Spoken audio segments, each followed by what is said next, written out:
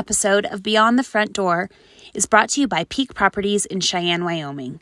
With over 75 years of combined experience in real estate, it's our goal to help clients buy and sell and save by providing the information you want and the professional services you expect. Let us help you with your residential, commercial, HUD, income-producing properties, as well as vacant land and rental needs. To learn more, visit www.sellcheyenne.com. Okay, welcome. You're listening to Beyond the Front Door podcast with Lindee and Rhea. Yep. We are real estate agents here in Cheyenne, Wyoming, and we bring you real estate stories that will inspire you, make you laugh, cringe, maybe even cry. And actually, we've now had two cries. Right. We have, including me. So we put the real in real estate. That's right. Love that. And our guest today for this episode is Heather Kibler. Hello. And I am super excited to introduce her. Heather is a friend of mine and my family's. I mean, she's basically family, like we've talked about before. Mm-hmm. And I'm going to let Heather start by just telling us a little bit about herself, about your family, what you do for a living, how long you've lived in Cheyenne. Okay. Yeah. So, as you said, I'm Heather Kibler. We have been here 13 years now. I'll explain a little bit and a little bit about our story, but we came here in November of 2010. We are a military family, and both of us at the time, we were still in the Air Force, and we both got orders to Cheyenne, Wyoming, and I was going to be a missile cop. And so that meant I was going to be traveling out to the missile field a lot. And my husband was going to be working long hours on base. And we kind of both decided that maybe it was time to make a transition. And I decided to separate at that time. And so I got out of the Air Force after 5 years of service and became a stay-at-home mom. And that was wild. But that it always is. It is. Yes. It was quite the experience to go from an active career to being a stay-at-home mom and I have this little baby and what do I do now? So anyway, so that's kind of what happened to get us here. The Air Force brought us here. From where? Where'd you come from? Oh, Minot, North Dakota. So we met in Minot, North Dakota. Okay. And then, yeah. Gotcha. Yeah. So warmer weather here in Wyoming. Actually, right? Surprisingly, yes. Actually, I'll tell a quick story. One time I was driving from Bismarck, North Dakota to Minot, and it's an hour and a half drive, and it was -52 ambient. So that's without the wind chill. And my husband had a diesel truck at the time. And I don't know if you know anything about diesels, but they gel up. They gel up. Yes. And so I had to drive with full winter gear. And it was just this. I had to stop at every little town, grab a hot cocoa, and just keep going because it wouldn't warm up. The heat wouldn't get above I think it was 0 in my car. I don't know. It was or my truck. It was terrible. Miserable. It was terrible. Anyway, so so that's kind of the Air Force brought us here. And then we trying to think. We lived on base for several years, and we had our 2 boys while we've been here. How old are they now? Yeah, tell us your kids. Yeah. So Colby is our oldest. She's 13. And then we have Heston and Jack. Heston is 10 and Jack is 7. And I love those names. I know. They're fun. Well, I told you this story, I think. It was supposed to be Colby and then Jack because I just thought that was funny and I really wanted to be Colby Jack. My husband and throw a little cheese in there. He couldn't do it. And so now the running joke in our family is if you know Heston, you know he's a little bit spicy at times. He's just got a big personality. And so now the running joke in our family is we have Colby Pepper Jack. And so, that's awesome. Yeah. And so where did you live before, other than Minot, before moving to Cheyenne? So I am from, when I was from there, it was a cute little mountain town. Now it's quite big. It's Coeur d'Alene, Idaho. I love Coeur d'Alene. It is so beautiful there. It is. Yes. I miss it. Yep. I miss it so much, but I love having it as a vacation spot now. And Did you live on the lake No, or close no, or no. no? Okay. So actually, I'm not even from Coeur d'Alene, but nobody knows where I'm from. So I'm from a little town north of Coeur d'Alene. It was, Okay. Rathdrum, Idaho. It's a population of like 5,000 people, but even that's grown. It's like I want to say it's upwards of 10,000 people now. So Sure. So anyways, yeah, but it's like 20 minutes away, and I Yep. spent all of my summers and all of my time in Coeur d'Alene. Sure. So, yeah. And then my husband is originally from a little cow town in southern Arizona, really close to the Mexican border. So it's kind of funny, like most extreme, like Weather. like from North Idaho to southern Arizona. And like one time we drove, and Minot, North Dakota is like the same distance from the Canadian border. And we drove from Minot to uh, Wilcox, Arizona. And it took us like, I want to say it was like 22 hours or something like that to get from border to border, basically. Yeah. So, Wow. yeah. That's Anyways, crazy. yeah. So now that you've been in Cheyenne, what is your favorite thing about Cheyenne? Oh, man. Oh, I would have to say the community is a big piece of what I love about Cheyenne. There's always something going on. Sometimes you have to look a little hard, but there's always something. And it's like it's family, it's family oriented. There's just always kind of something going on, and it's just very community oriented. I would say some of my favorite places in Cheyenne are the botanical gardens. Of course. Yes. Yes. And then Lions Park. We, as a family, we just naturally gravitate towards that place. And then kind of expanding outside of that, we love that we're so close to the mountains. Growing up in North Idaho, I really appreciate the mountains. Yep. So yeah, those are some of my favorite things. Cheyenne is kind of well situated, like you're saying. Like you can get to the mountains, you can get to the big city. Yes. You can get wherever you want to go. Yeah. But then you can retreat Exactly. back here in Cheyenne. And yes. yeah, it is absolutely, very nice for that. Absolutely. And after being in some of those bigger cities, I always love coming back to Cheyenne or to the smaller towns. So yeah. Awesome. Okay, so as far as real estate, talk to us about your journeys in real estate. Oh, my journey. So I always feel so weird about this question because I don't know if my journey is extraordinary or anything. But what I will say is I was ready to buy a house way before my husband was. So that was kind of interesting. So you're in Cheyenne. Yes. So we're setting the stage. Yeah, You're in yeah, Cheyenne. yes. You're on the base. Yeah. Okay. Yeah, I can Okay. go all the way back. Let's do that. Well, no.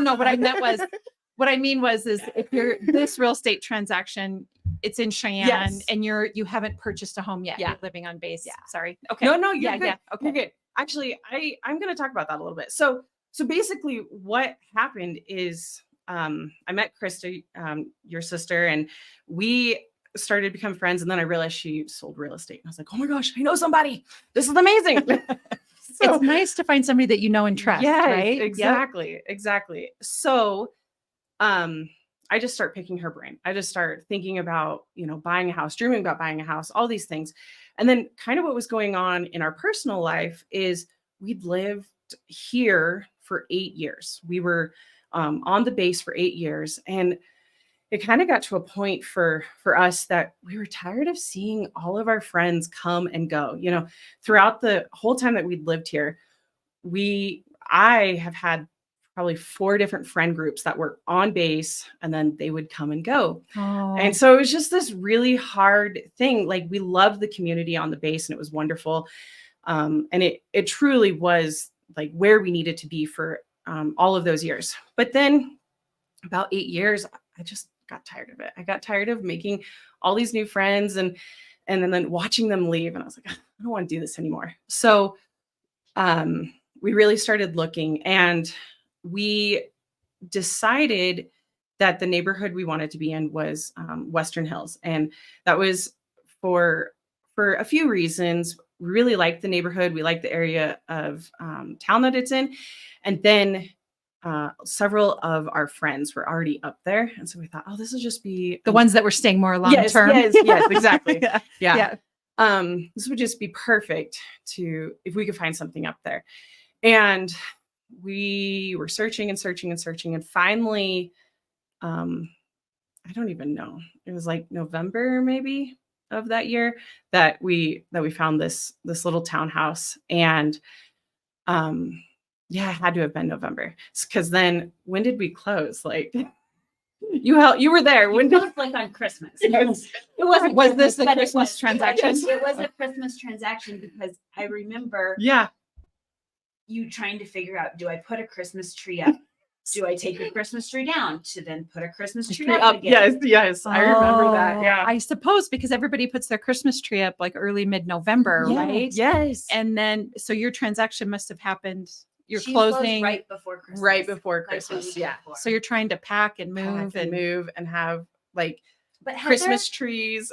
Heather likes to do things the hard way. Well, here's the She deal. likes challenges. Here's the deal. We didn't know we were doing it the hard way. We had no idea. Yeah. And actually, I was talking to Steve about this, my husband, before it came on, and I was telling him about the podcast and what I was going to be doing, and he said too, we didn't even focus on that. Like we weren't thinking that it was almost Christmas. Mm-mm. Truly, we were just excited to be buying our a first house. Yeah. Yeah. And so, yeah, we did save the Christmas tree and put it up in the new house. We did. I remember you didn't put it up. Yeah. And it was like the first thing I think that I did once we got there. And then, so yeah, that's kind of our funny, crazy story that like, when we think about it, we don't think about it as a Christmas purchase, like Christmas time. Like we're just like, Sure. we bought a house. That's kind of how we think of it. Well, and we do have, like this time of year, especially in November, there can be buyers that are like, they want to get in before Christmas. Yeah. And so transactions happen where we're closing a week or 2 weeks before Christmas, or as it turns out, a couple of days before Christmas or whatever the case is, And so I think what we were thinking about is sort of this added pressure and stress of packing and moving during the holidays. What was that like? Like, how were you managing that? And oh my gosh. I'm sure Thanksgiving is wrapped in there somewhere too. Yeah. Well, I'll be honest. I don't even remember Thanksgiving of that year. I don't even remember. Makes sense. But what I do remember is kind of what Lindee was saying is like, do I put the Christmas tree up? Do I put some decorations up before we move just to take them down, to put them back up? And a few of the things that I truly remember is saving everything until we got to the house. Unloading the truck, like loading and unloading the truck with snow on the ground. I remember That's a bummer. I remember that. And then the thing that I think was the most special was my kids. We do the Elf on the Shelf tradition, and we the whole season he wasn't there. And to be honest, you didn't mind? No, hopefully no kids watch this. Couldn't find it. And so I was like, oh no, what do I do? And then it was like the first box I opened when we moved into the house, and it was right there. And I thought, oh my gosh, this is perfect. So the next morning after our first night there, I, as Lindee said, I do like to do some hard things. I made some cinnamon rolls and had the elf bring the cinnamon rolls. And it was like the most magical thing for them and for me. It truly was, because then it just kind of solidified that this was our home and that we were going to make some cool memories here. Oh, that is so sweet. So, how many days before Christmas was it? Like a week at the most. Yeah, at the most. It was really close. Because I do remember I was still working at the preschool and I left to come sign papers. And it was like our last week of preschool. So I do remember. So it had to have been at least a week. Well, that's what I was curious about. Yeah. Like, were you like beds were set up, like bedrooms were set up, furniture? How was all that? Like even Christmas morning, how were you? Like, okay. I'm so curious about that. Yeah. I'm trying to remember. So I think we rushed and got bedrooms, I'm sure you did. living room. Also, Yeah. Heather can get some stuff. Sure, I believe that. Yeah. Yeah. So I think we did. I think we had, for the most part, livable. It was livable and it was functionable. But there was still a lot I do remember it was in January. I had a friend come over and I was giving her a tour of the house. And I said, "Oh, don't open that door." And it was to the garage and it was just literally full of boxes. Because we did the essentials right before Christmas and that's where it stayed until probably January, February. So yes, that completely makes sense. Yeah. Well, I was thinking about when we moved from our first home to what was at the time my dream home, there was a gap in between the two purchases. Yeah. And so when we closed on our home, it was like in the afternoon and we had been staying with my mother. Yes. So that means my husband and my kids staying at my mom's house. And so that day, I remember that day, my husband's like, "We are staying in our new house, no matter what." So we literally like pulled mattresses out of the storage unit, put them down in the beds and slept. There was nothing else in there. But he was like, "I want to be in our home. I don't like staying with anybody else." So hard. Heather has also stayed with other people to make a transaction happen. Oh, so tell us about your second real estate transaction. Okay, so we lived there in that townhouse for about 3 years, and then we wanted to kind of expand. Of course. The house was a little bit, it was tall. I was kind of like, we call it the tall house because everything was like, it was just, I don't know, it was just the 3 stories. Yes, it was just super and tall. Every floor was its own floor. So like the middle was like kitchen and living room, and then the bedrooms, and then down in the basement, the laundry, which that was the worst. If I could tell anybody, if you go into a house and the laundry, if it's 3 stories, even 2 is okay, but 3 and it's in the basement, don't do it. Yeah. Just find something else. No, I don't know. But no, I completely agree. All your laundry. No, it's the worst. We just didn't. And I set up a table and the laundry was just down there. Oh, need some socks? Well, go to the basement. Yeah. Go look on the laundry table. Yeah. So anyway, we started to kind of look for something that could just kind of accommodate our growing family. We were starting to get a little bit bigger. And the big thing that we wanted to be in town still, but we wanted a little bit more land. And we're pretty outdoorsy type of people. And so we started to look, and we found this really neat house. And it was so crazy because my husband was gone when I went and looked at this house. He wasn't even there. I think he was in Louisiana on a trip. And I went and looked at it. And the minute I walked in, it just felt like home. It felt so homey. Mm-hmm. And I fell in love with it immediately. My husband, I would say he's probably still on the fence about it because he has this like beautiful idea of what he wants in this home. And I think the only way he's going to get that is if he builds. And so that's probably where we're going to go next. Oh. But anyway, I say that to say, so we buy this house, the kids and I love it. It just feels like home. Almost exactly a year later, we get orders to LA. And so this was 2022. Mm-hmm. Yeah. This was just last year. And so we got orders to LA. And so that was, I think, we found out in July of 2022. And then we moved in August of 2022 to get the kids in school down there because California schools start freakishly early. They start like August 8th or something like that. So when we found out and when we had to move, we had like 30 days almost exactly to be able to move. And so we started talking to everybody like, okay, should we keep our house? Should we, rent it? Mm-hmm. What should we do? And you and Krista and your mom were like, rent, like do not sell, keep it and rent it. We kept saying, if you are coming back here at all, do you ever think you're coming back here? Yeah. Because she kept saying, I love it here. I want to be in Cheyenne. Yeah. and she'd only owned it for a year. Yeah. It made the most sense to rent, for sure. It did. Yeah. And because at that time we weren't exactly sure if we were going to come back, but we, in my mind, I kept thinking it's even if we come back and it's just a landing spot for us, like to launch us off to wherever we go. Mhm. But my heart's definitely in Wyoming and Cheyenne. Like I wanted to come back, and my kids too. So anyways, so we moved to California for a year. And that was crazy in itself. The market down there is insane. And Yeah. so we couldn't buy while we were down there. We ended up renting, and then,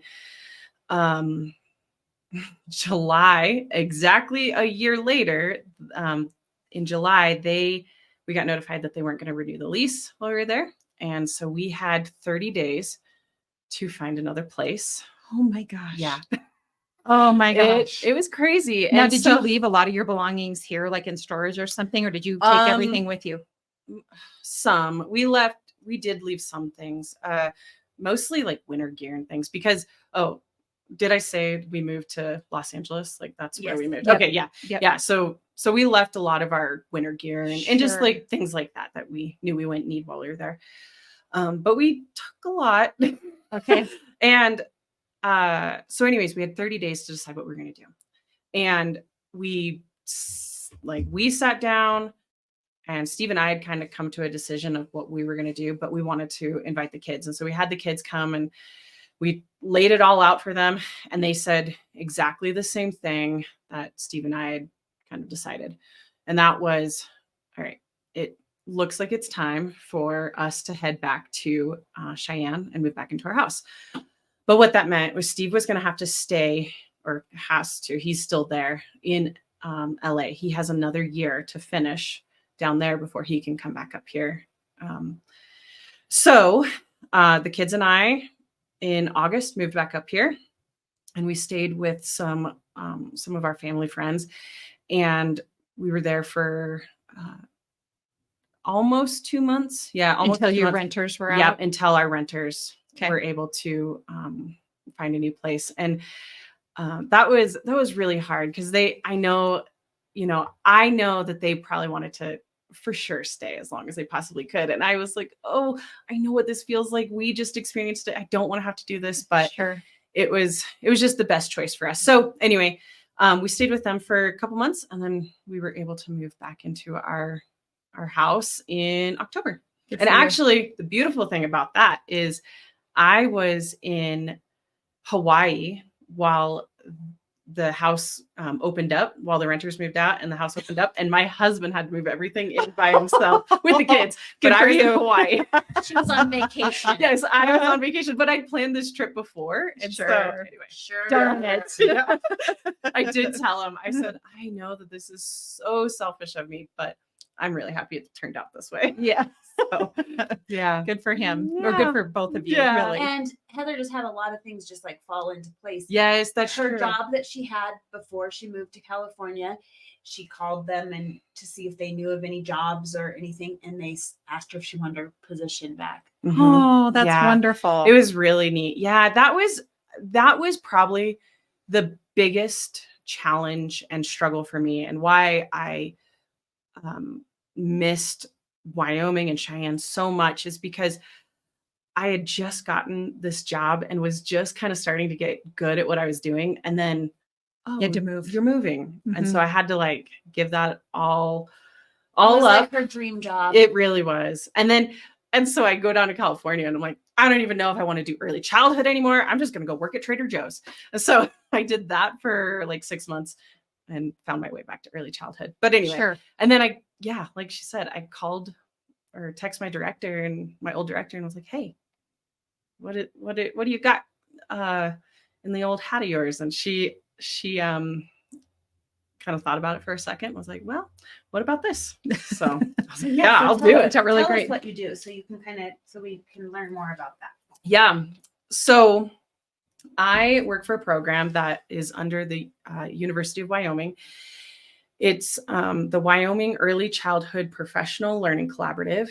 And basically, I'm a learning specialist. And so what I do is I go around the state, and there's a team of us that go around the state, and we offer professional learning opportunities for early childhood educators. So anyone that's in the childcare world, preschools and childcare facilities, home providers, anybody like that. And so we offer kind of fun learning experiences. I'm actually teaching a class here tonight at the library. So, fun. So you teach classes for for their providers. For providers for their continued education. So they have to every 2 years, they have to get so many credits. And so these classes go towards those credits. So that sounds like a lot of fun. So are you traveling through the winter as well? Yeah. Or does it slow? It slows down a little, but like on Saturday, I am traveling to Torrington to do a class up there. Gotcha. And so, but this winter has been marvelous. So far, so far it's been great. So I've had to do a little bit of traveling around the state myself, and there's some treacherous roads out there. There is. So you know, and sometimes things get canceled. Yes. or it becomes a virtual. Touring. Yeah. That's actually what we do is we just switch it to virtual. So, That's one of the great things that came out of the pandemic. Yes. Is sort of the onslaught of Zoom. I mean, I know it started before the pandemic, but wow, what great timing of that company, right? Seriously. To have gotten going the way that they did. Because I lived on Zoom. Actually, I still kind of live on Zoom, but we do too. We do a lot of, so one of the pieces is we do a lot of webinars so that we can reach more in the state. So that's kind of what is, it truly is beautiful that we have that capability, and that I think what's kind of cool for us is that we have educators who kind of believe in it too. Like, okay, I can have a pretty interactive training through this Zoom experience. It's not always the most interactive, and sometimes we wish that we were in person, but it works. Kind of the way it is sometimes. Yeah, it works. Yeah. Well, the one question I have is, and so one of the questions that we ask is, what is one piece of advice that you would give to a listener to help them along their journey? And I guess I'm torn as to whether maybe it's both, advice for military families in purchasing a home, or if you do decide to purchase a home in time for the holidays, what's your one piece of advice for that? So maybe both of them. Yeah, I would say, my husband and I kind of talked about this, and we would say, go for it. That's probably what we wish that we had done.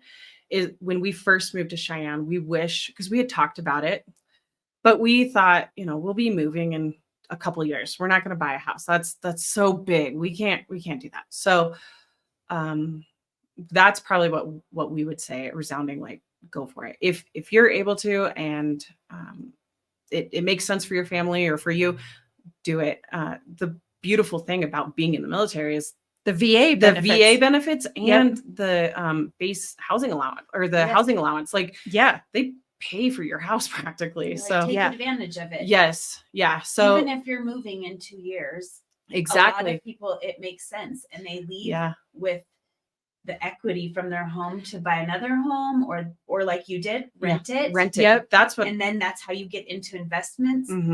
That's what I was going to say. We have met so many people, and we wish that we had done this, that have every base that they've gone to, they buy a house, and then it becomes a rental. Yeah. And every military town is going to have a rental market, because everyone needs a house. So that's great advice. Yeah. And then the second part was buying a home during the holidays. Don't do it. Don't do it. Don't do it. It's a bad idea. No. Or maybe don't put up your Christmas tree.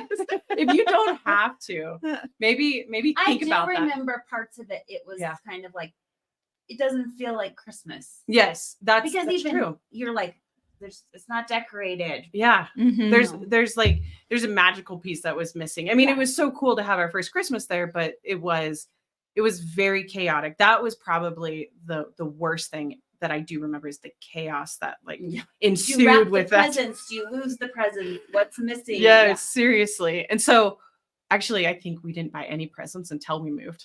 I think I waited. Oh, because I didn't want to have to move them. Yeah. But I would say, especially that big of a holiday, like all the other holidays, Yeah. It doesn't really matter. But Christmas, just if you don't have to, don't do it. Especially if you have kids, right? Because you are, and I do think that's especially important for us moms, right? We're trying to recreate all that magic, you know, for the holidays and for Santa's arrival. And so exactly.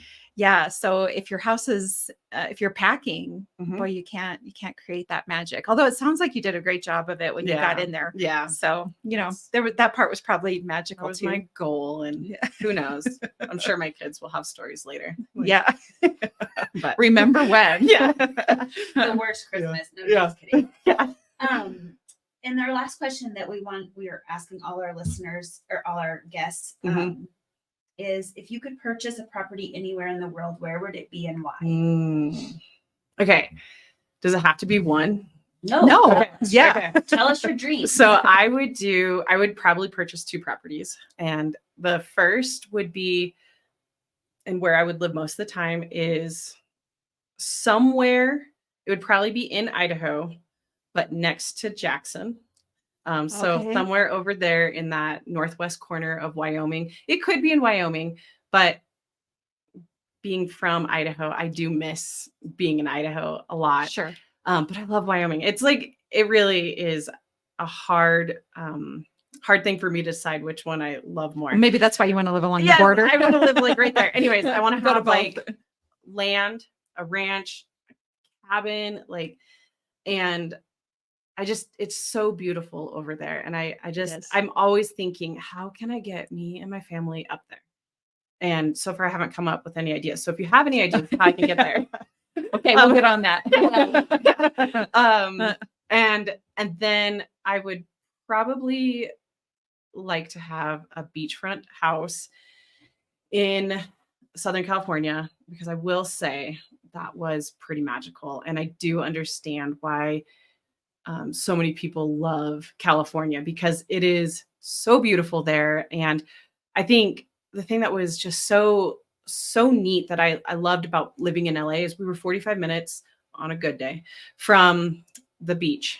And it was just beautiful all year long. And I thought, okay, this would be nice to have. I don't want to live here all the time, but to be able to escape to it would be great. Sometimes I do feel like, wouldn't it be nice if you could live like a few different lives, right? Live here and here and here. Yes. And do all the things. Well, this is a funny story, but my goal in my young or late teens and early 20s, my goal in life was to move to California and be a beach bum. I know that's not like super great, but that's all I wanted to do, was just move to California and live on the beach or live near the beach and just learn to surf and be a beach bum. So I would have loved to have lived 2 different lives, because I love what I'm doing now, but I would have liked that. Yeah. So I completely agree. There's probably a little bit of beach bum in all of us. Yes, for sure. I wouldn't mind. And some of those towns along the coast in California, the smaller towns that aren't as big as like the huge ones, they're so cool and they're so fun. And the vibe there, it's just great. So it sounds like you took good advantage of that year that you were there. Oh, and for really sure. explored. Yeah. That was my whole goal. Once I committed to, okay, this is happening, we're going to California, I explored everything and did as much as we possibly could. We packed it into a year. Yeah. We did a Disney trip, of course, very last minute. We probably weren't going to do it, but we had a friend like, we need to make this happen. And so 3 days before we moved back up here, we went to Disney and spent the entire day at Disney. It was amazing. It was so fun. And she is like the Disney guru, and she knew all the tricks. It was amazing, because if we had gone by ourselves, we wouldn't have been able to do it. It would have taken us 3 days to do it. Yeah. It takes those people who've done it before. Yeah. She knew everything. It was so great. I can't wait to go back with her again. It was so much fun. So wonderful. Well, yeah. Well, thank you, Heather, for sharing your story with us. Yeah. And we appreciate all our listeners. Yeah. Thank you. Please like and follow us, subscribe to us on YouTube, Spotify, Facebook, Instagram, TikTok. We want to thank our sponsor, Peak Properties. and remind you all that we are realtors. And yes, we would love to help you buy or sell if you're in the market. And you can reach us at sellcheyenne.com, or I'm Lindee Wilcher. And I'm Rhea Parsons. And we just want to thank you. Yeah. Thanks so much for listening in today. Thanks, guys. That was Thank fun. you so much for was a coming. lot of That fun. was great. Yeah. This is what I think what I really love about what we're doing is your story, all the little nuances of it, I think will help others. Yeah. You know? And you know what? I think some people think, well, I don't really have, my story's not like you said, you go, I don't have some like crazy great story. Yeah. But you do, because that's what is cool about this is everyone absolutely has a story and lived it's just experience. the little things, but I agree with that. I always tell like everybody when, you know, it kind of makes me think of this. Whenever anybody says, "Oh, it's just this," or I just do this," or, you know, take out the "I just," because what you do is really powerful and what you do is really cool. And so, and your story is really cool too. So thanks. I completely agree. Yeah. Thank you. Yeah. Yeah. Awesome. Awesome. All right. You want to take a picture of us, Liz? And our next episode is with Markham King. Yes. And he is someone that you have worked with in the past. He is. He's a client of mine and a friend. Him and his wife, Christy and Markham King, own CrossFit Cheyenne and Lumen Athletics here in Cheyenne. And it's a great time to hear his story because of the new year and people making changes and goals in their life health-wise. And what he's doing to help the youth in Cheyenne and athletes and average people. Yes. And what I loved about his story was sort of the adversity and hardship that had to be overcome to accomplish his, you know, that sort of transpired in his jump story and his real estate transaction. You know, I think sometimes when we get started on a goal, I say this a lot, that when you decide you're going to make a change about something, it's almost like the universe conspires to see if you're really serious about that change. Yes. So a whole bunch of things go wrong. We felt like that with this podcast. Yes. It feels like, you're just like one thing after another. another. Yes. And I definitely feel like that's what it sounded like with Markham as well. That there were some obstacles there that had to be overcome, and his grit and determination to see it through to the end. And that's another common thread that I think we're hearing with all of these, is that you have to just keep moving, to keep putting one foot in front of the other, even if it seems like it's impossible. So his story is definitely inspiring, and I'm really looking forward to everybody hearing it. Yes, So, me too. So tune in to hear Markham King's story. And if you're interested, on Saturday, the 23rd, they're celebrating their 10-year anniversary of CrossFit Cheyenne being part of the Cheyenne community. So, that sounds great. And if you're interested in trying out CrossFit, he'll definitely be happy to share with you how to get started. So, yeah. All right. Thanks, everybody. This episode of Beyond the Front Door is brought to you by Peak Properties in Cheyenne, Wyoming. With over 75 years of combined experience in real estate, it's our goal to help clients buy and sell and save by providing the information you want and the professional services you expect. Let us help you with your residential, commercial, HUD, income-producing properties, as well as vacant land and rental needs. To learn more, visit www.sellcheyenne.com.